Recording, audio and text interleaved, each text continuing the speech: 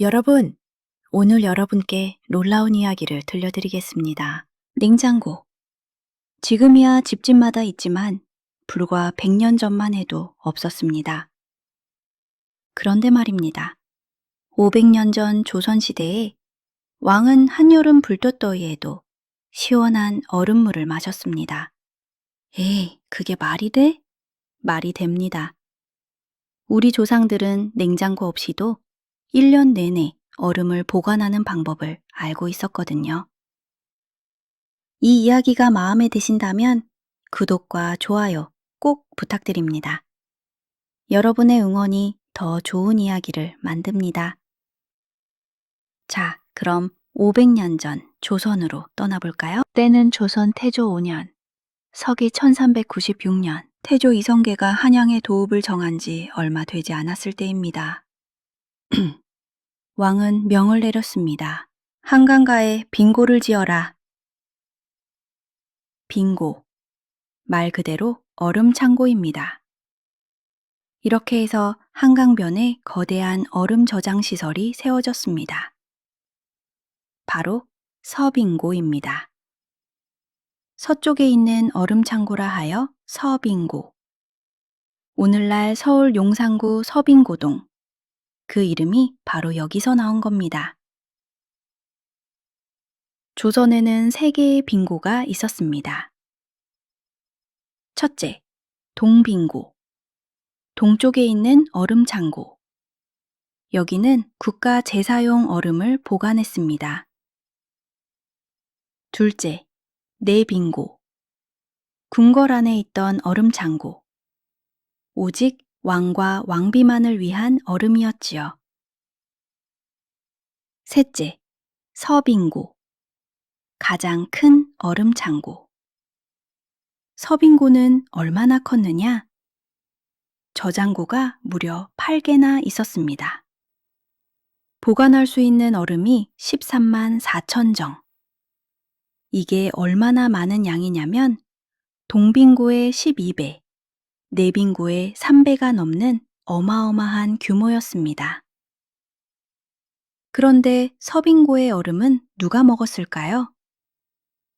물론 왕과 양반들도 먹었습니다. 하지만 서빙고 얼음은 그것만이 아니었습니다. 무더운 여름, 감옥에 갇힌 죄수가 더위에 쓰러지면 얼음을 줬습니다. 병원에서 열병 환자가 고열로 위험하면 얼음을 줬습니다. 네, 서빙고 얼음은 백성들을 위한 응급용 얼음이기도 했습니다. 놀랍지 않습니까? 500년 전 우리 조상들은 이미 죄수와 환자에게도 얼음을 나눠주는 복지 시스템을 갖추고 있었던 겁니다.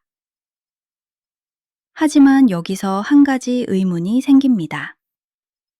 도대체 그 많은 얼음을 어디서 구했을까요? 그리고 어떻게 여름까지 녹지 않게 보관했을까요? 지금부터 그 놀라운 비밀을 알려드리겠습니다. 매년 겨울 한강이 꽁꽁 얼면 조선 조정에 비상이 걸렸습니다. 채빙 시작이다. 채빙.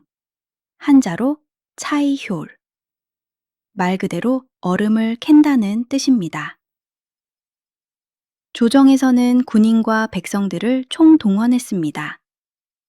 수천 명이 한강으로 모였습니다. 그런데 아무 얼음이나 캔 게 아닙니다. 두께가 최소 12cm, 손가락 2마디 이상 되는 얼음만 골랐습니다. 너무 얇으면 운반하다 깨지고 보관해도 금방 녹기 때문이었죠. 얼음을 자르는 방법도 과학이었습니다.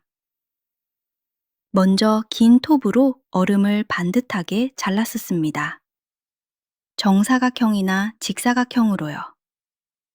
왜냐하면 반듯해야 창고에 빈틈없이 쌓을 수 있기 때문입니다. 빈틈이 있으면 어떻게 될까요?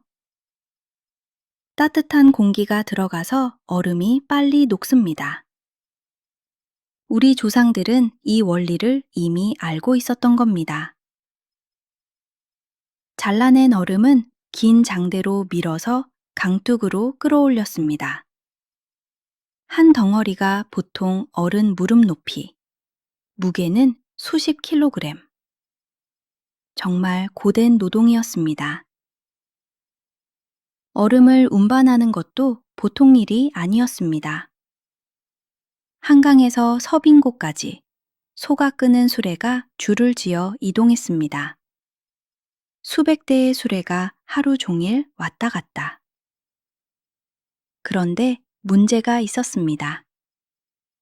해가 뜨면 얼음이 녹기 시작합니다.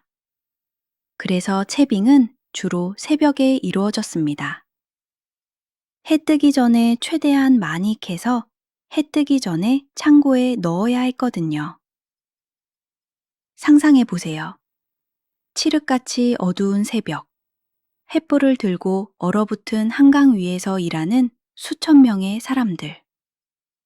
정말 장관이었을 겁니다. 채빙은 보통 음력 12월에 시작해서 1월까지 계속됐습니다. 가장 추울 때, 얼음이 가장 두꺼울 때를 노린 거죠. 그리고 채빙 전에는 반드시 제사를 지냈습니다. 사한신께 고합니다. 사한신, 추위를 관장하는 신입니다.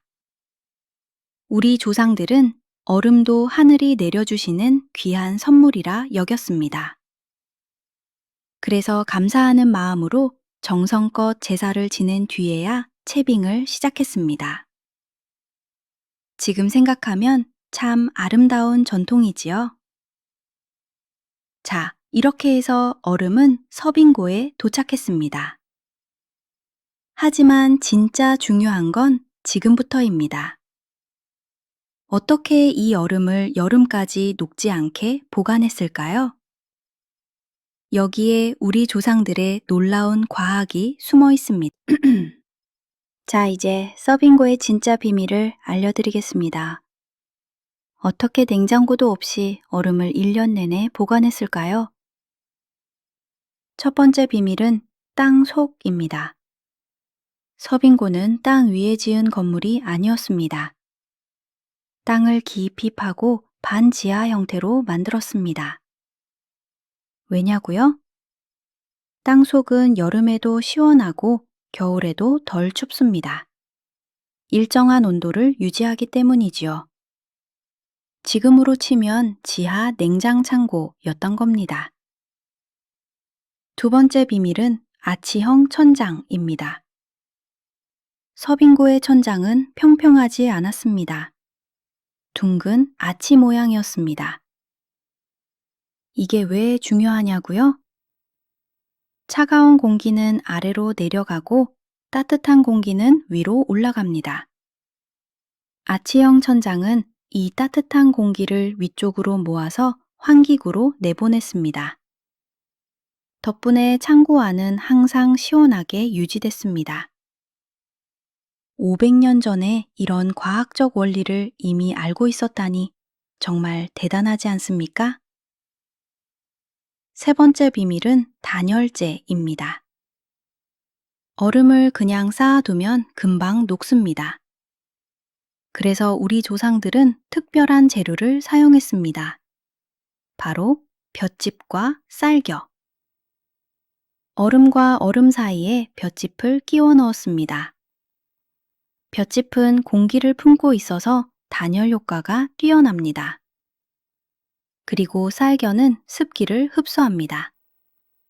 얼음이 녹으면서 생기는 물기를 빨아들여서 다른 얼음이 녹는 걸 막아준 거지요. 지금 보면 완벽한 단열 시스템이었습니다. 하지만 이 모든 노력에도 불구하고 얼음은 녹았습니다. 얼마나 녹았을까요? 놀라지 마세요. 저장한 얼음의 3분의 2가 녹았습니다. 겨우 3분의 1만 여름까지 살아남았습니다. 에이, 그러면 실패 아니야? 아닙니다. 500년 전 기술로 3분의 1이나 살린 게 대단한 겁니다. 그래서 처음부터 많이 저장한 거예요. 13만 정 넘게 저장해서 3분의 1만 살아도 4만 정 이상. 여름 내내 쓰기에 충분했습니다. 얼음 보관에는 철저한 관리도 필요했습니다. 서빙고에는 전담 관리가 있었습니다. 빙고 별감, 빙고 별제 같은 관리들이요. 이 사람들은 매일 온도를 확인하고 얼음 상태를 점검하고 녹은 물을 빼내는 작업을 했습니다. 만약 얼음이 예상보다 많이 녹으면 관리가 책임을 졌습니다. 심하면 곤장 100대를 맞기도 했습니다. 얼음 관리가 얼마나 중요했는지 알 수 있지요? 자, 이제 여름이 됐습니다. 음력 3월이 되면 드디어 얼음을 꺼내기 시작했습니다. 반년 동안 꽁꽁 닫아놨던 서빙고의 문이 열리는 순간 창고 안에서 차가운 안개가 밀려나왔습니다. 마치 신비로운 동굴 같았다고 합니다. 그리고 그 안에는 한겨울에 저장해둔 얼음이 아직도 남아 있었습니다. 이 순간이 얼마나 감격스러웠을까요? 여름 얼음은 정말 귀했습니다. 아무나 먹을 수 없었습니다. 왕, 왕비, 왕세자 같은 왕실 가족, 정승, 판서 같은 고위 관리, 그리고 공신과 원로 대신들. 이 사람들에게만 여름 얼음이 배급됐습니다. 직위에 따라 받는 양도 달랐습니다. 왕은 물론 가장 많이 받았고 관리들은 풍계에 따라 조금씩 달랐지요. 지금으로 치면 여름 보너스 같은 거였습니다. 그것도 아주 귀한 보너스요.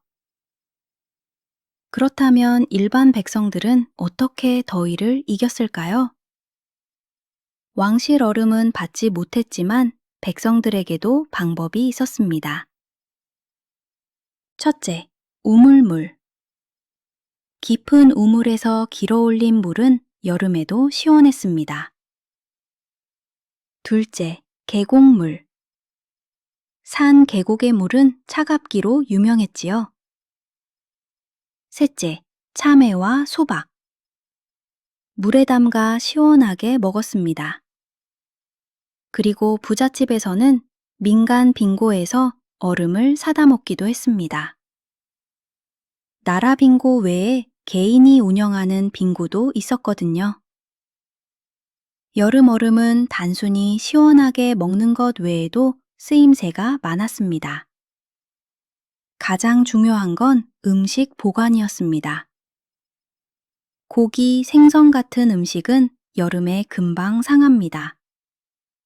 얼음이 있으면 며칠은 더 보관할 수 있었지요. 왕실 잔치에도 얼음은 필수였습니다.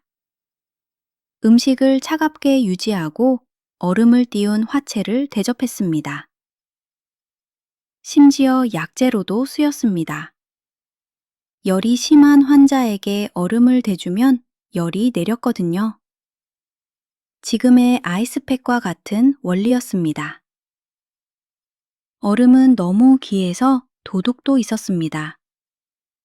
서빙고 얼음을 몰래 빼돌리는 관리, 밤에 창고에 침입하는 도둑. 이런 사람들이 잡히면 어떻게 됐을까요? 관리가 빼돌리면 곤장 100대. 도둑이 잡히면 최대 참수형까지. 그만큼 얼음이 귀했다는 뜻입니다. 지금은 편의점에서 1,000원이면 사는 얼음이 500년 전에는 목숨값이었습니다. 서빙고는 조선 500년 내내 운영됐습니다. 태조 5년인 1396년에 세워져서 1894년 고종 31년에 폐지될 때까지 무려 498년간 한강변을 지켰습니다. 거의 500년입니다. 그 긴 세월 동안 서빙고는 한강 얼음을 모으고 왕실과 백성들에게 시원한 여름을 선물했습니다. 조선이라는 나라와 함께 시작해서 조선과 함께 끝난 거지요. 그런데 왜 1894년에 폐지됐을까요? 바로 서양 기술이 들어왔기 때문입니다. 개화기에 서양에서 냉장 기술이 전해졌습니다. 기계로 얼음을 만들 수 있게 된 거지요. 더 이상 한강에서 힘들게 얼음을 캘 필요가 없어졌습니다. 더 이상 창고에서 1년 내내 관리할 필요도 없어졌습니다. 그렇게 500년 역사의 서빙고는 문을 닫았습니다. 시대가 바뀐 거지요. 새 기술이 옛 전통을 대체한 겁니다. 서빙고 건물은 지금 남아 있을까요? 안타깝게도 남아 있지 않습니다.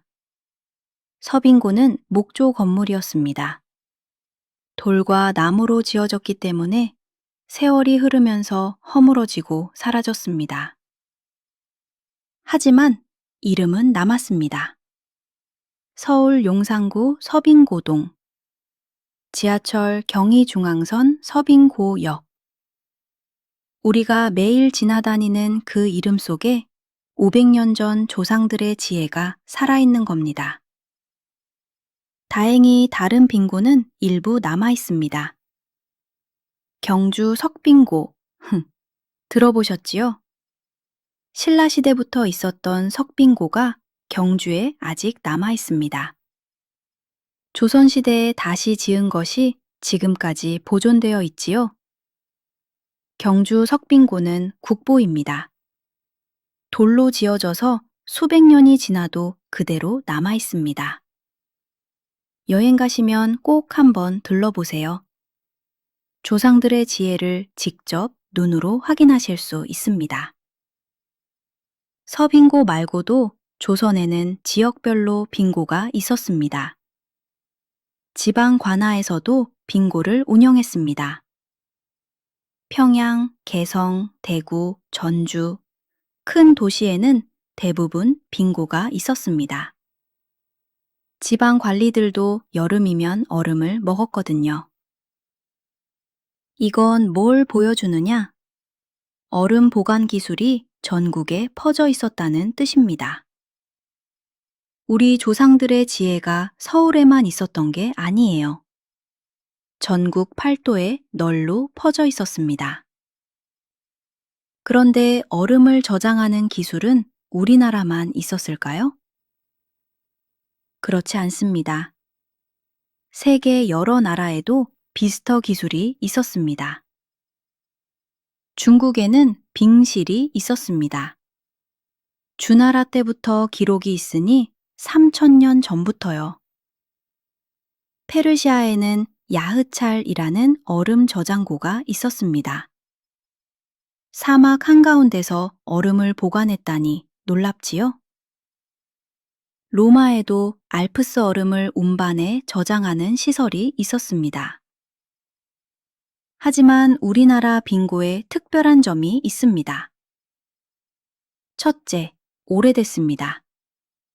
삼국시대부터 기록이 있습니다. 신라, 백제, 고구려 모두 빙고가 있었습니다. 둘째, 체계적이었습니다. 나라에서 직접 관리하는 시스템이 있었습니다. 채빙, 저장, 배급까지 완벽한 체계가 있었지요. 셋째, 모두를 위한 것이었습니다. 왕실만 아니라 환자와 죄수에게도 나눠줬습니다. 이런 복지 시스템은 세계적으로도 드물었습니다.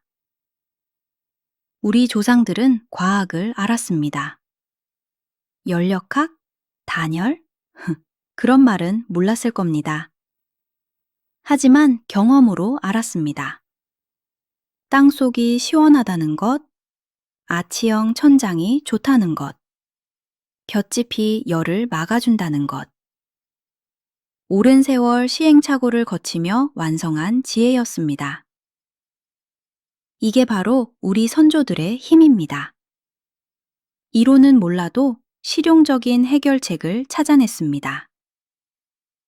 요즘 세계가 K푸드, K드라마에 열광하죠? 저는 생각합니다. K사이언스, K테크놀로지도 자랑해야 한다고요. 500년 전에 이미 냉장 시스템을 갖춘 나라.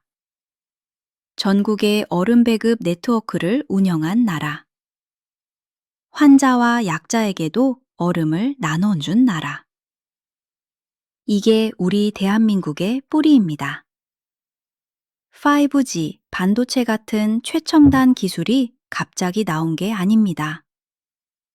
500년 전 서빙고에서부터 이어져 온 거예요. 여러분, 다음에 냉장고 문을 열 때 잠깐 생각해 보세요.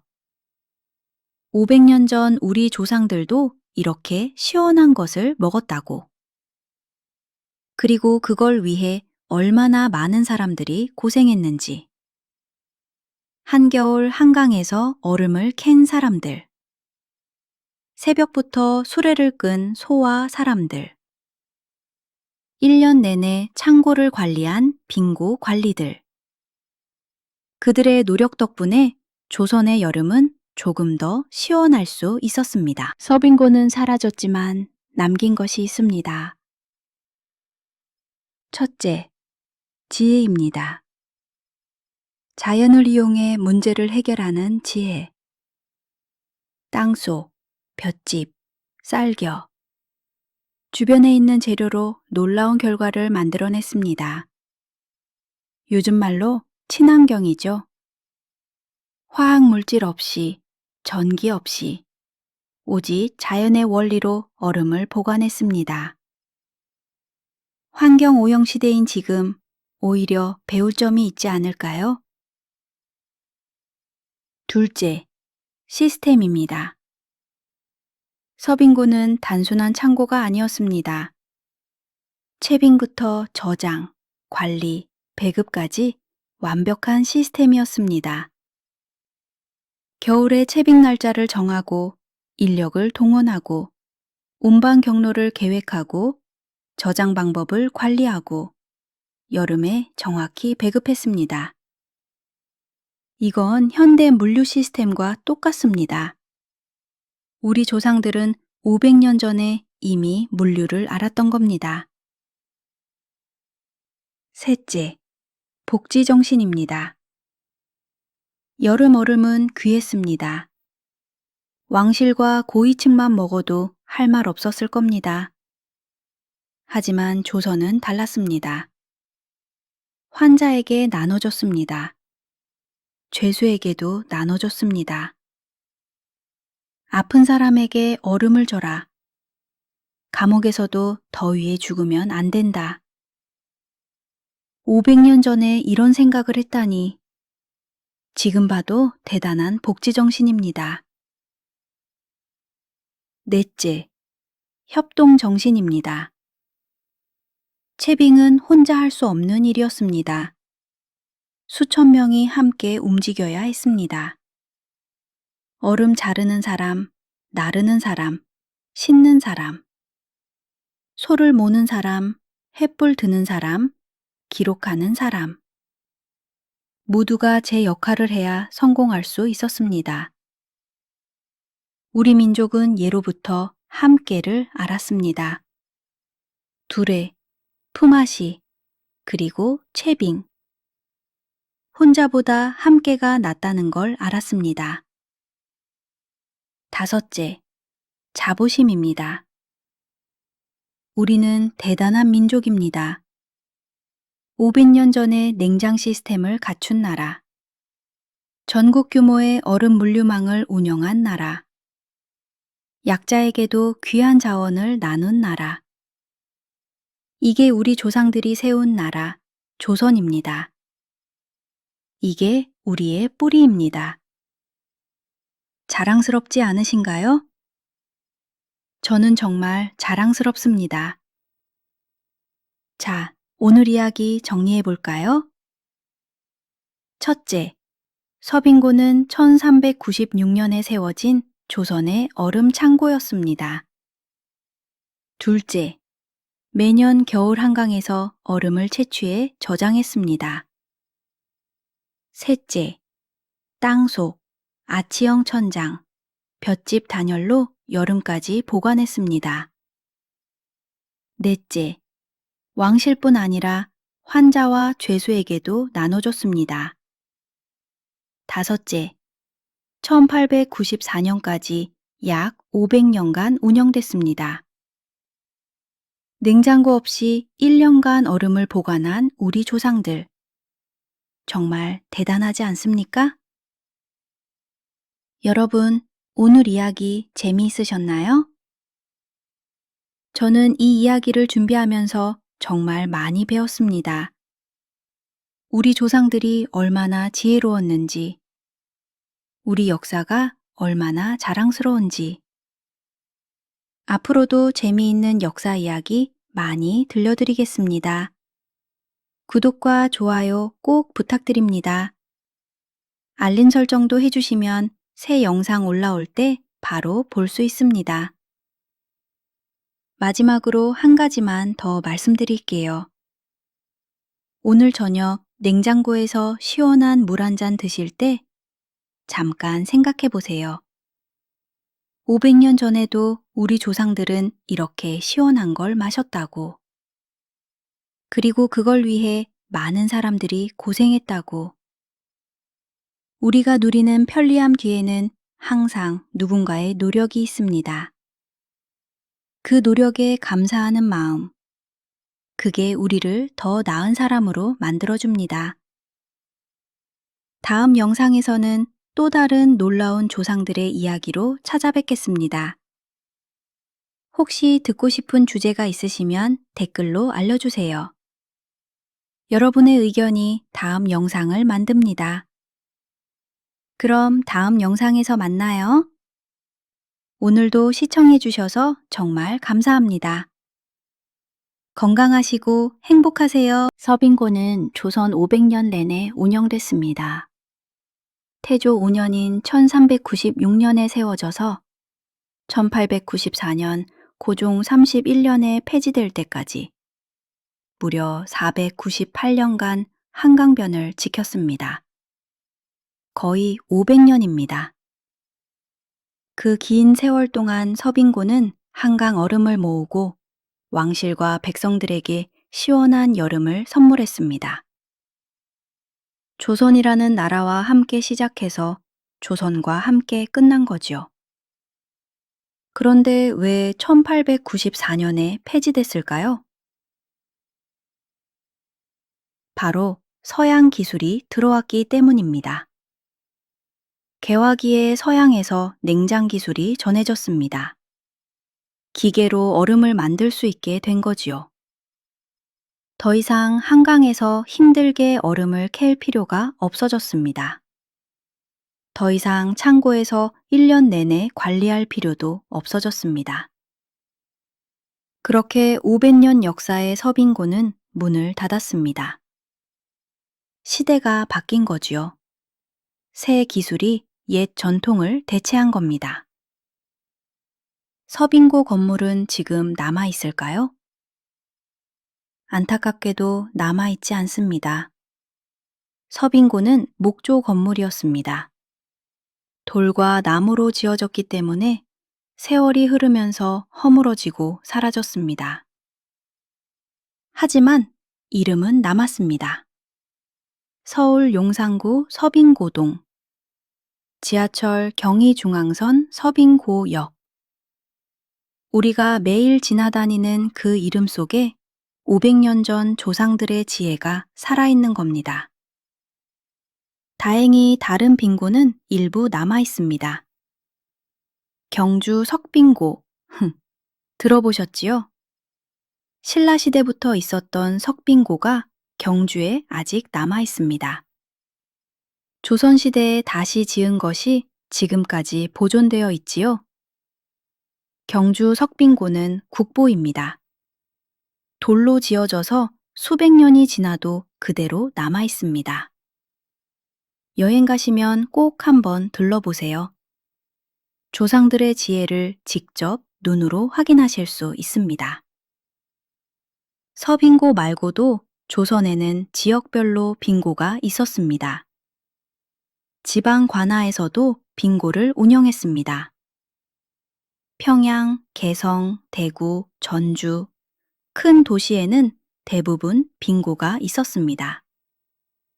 지방 관리들도 여름이면 얼음을 먹었거든요. 이건 뭘 보여주느냐? 얼음 보관 기술이 전국에 퍼져 있었다는 뜻입니다. 우리 조상들의 지혜가 서울에만 있었던 게 아니에요.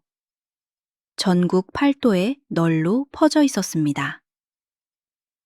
그런데 얼음을 저장하는 기술은 우리나라만 있었을까요? 그렇지 않습니다. 세계 여러 나라에도 비스터 기술이 있었습니다. 중국에는 빙실이 있었습니다. 주나라 때부터 기록이 있으니 3000년 전부터요. 페르시아에는 야흐찰이라는 얼음 저장고가 있었습니다. 사막 한가운데서 얼음을 보관했다니 놀랍지요? 로마에도 알프스 얼음을 운반해 저장하는 시설이 있었습니다. 하지만 우리나라 빙고에 특별한 점이 있습니다. 첫째, 오래됐습니다. 삼국시대부터 기록이 있습니다. 신라, 백제, 고구려 모두 빙고가 있었습니다. 둘째, 체계적이었습니다. 나라에서 직접 관리하는 시스템이 있었습니다. 채빙, 저장, 배급까지 완벽한 체계가 있었지요. 셋째, 모두를 위한 것이었습니다. 왕실만 아니라 환자와 죄수에게도 나눠줬습니다. 이런 복지 시스템은 세계적으로도 드물었습니다. 우리 조상들은 과학을 알았습니다. 연력학? 단열? 그런 말은 몰랐을 겁니다. 하지만 경험으로 알았습니다. 땅속이 시원하다는 것, 아치형 천장이 좋다는 것, 볏짚이 열을 막아준다는 것. 오랜 세월 시행착오를 거치며 완성한 지혜였습니다. 이게 바로 우리 선조들의 힘입니다. 이론은 몰라도 실용적인 해결책을 찾아냈습니다. 요즘 세계가 K푸드, K드라마에 열광하죠? 저는 생각합니다. K사이언스, K테크놀로지도 자랑해야 한다고요. 500년 전에 이미 냉장 시스템을 갖춘 나라. 전국의 얼음 배급 네트워크를 운영한 나라. 환자와 약자에게도 얼음을 나눠준 나라. 이게 우리 대한민국의 뿌리입니다. 5G, 반도체 같은 최첨단 기술이 갑자기 나온 게 아닙니다. 500년 전 서빙고에서부터 이어져 온 거예요. 여러분, 다음에 냉장고 문을 열 때 잠깐 생각해 보세요. 500년 전 우리 조상들도 이렇게 시원한 것을 먹었다고. 그리고 그걸 위해 얼마나 많은 사람들이 고생했는지. 한겨울 한강에서 얼음을 캔 사람들. 새벽부터 수레를 끈 소와 사람들. 1년 내내 창고를 관리한 빙고 관리들. 그들의 노력 덕분에 조선의 여름은 조금 더 시원할 수 있었습니다.